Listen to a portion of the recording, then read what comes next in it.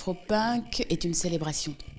C'est la célébration d'une culture adossée sur des origines afro. Elle célèbre la diversité culturelle en passant par des expositions, des live shows, des rencontres, un marché de designers. C'est un festival qui existe dans aujourd'hui 5 villes. Donc c'est un festival vraiment qui célèbre la culture afrodescendante.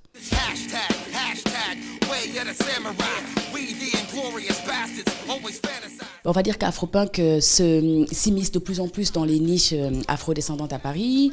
Il y a un programme qui est de plus en plus divers et multidisciplinaire. Cette année, par exemple, on aura un énorme restaurant qui va s'appeler Bite and Beats. Et ce concept de restaurant-là, c'est d'avoir une curatrice d'origine sénégalaise d'ailleurs, qui s'appelle Black Spoon, qui ira chercher toutes les saveurs du monde à travers des chefs.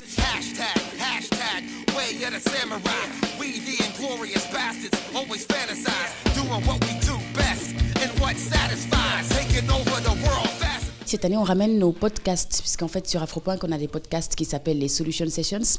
C'est un endroit de rencontre et de discussion sur tout ce qui nous concerne, nous, en tant qu'afrodescendants, où qu'on soit dans le monde. Parce que, comme vous le savez, le festival, il est international, il est dans plusieurs pays dans le monde.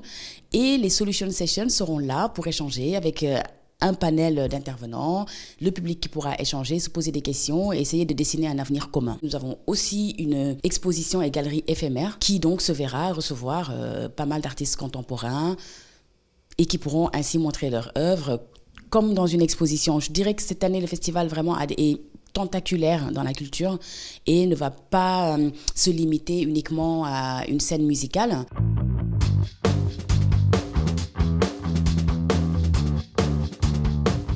Il y a vraiment des beaux noms et des moins connus aussi, puisque vendredi prochain, du coup, aux Étoiles, ce sera la Battle of the Bands et on va choisir, du coup, parmi tous les groupes qui se sont inscrits, lesquels auront le vote du public et se produiront sur la scène Afropunk. On fait la même chose pour les DJ.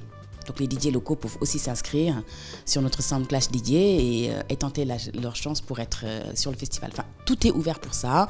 Et au public, il faut juste venir s'exprimer parce que c'est ce qu'on essaie de célébrer. Donc il faut venir le faire avec nous.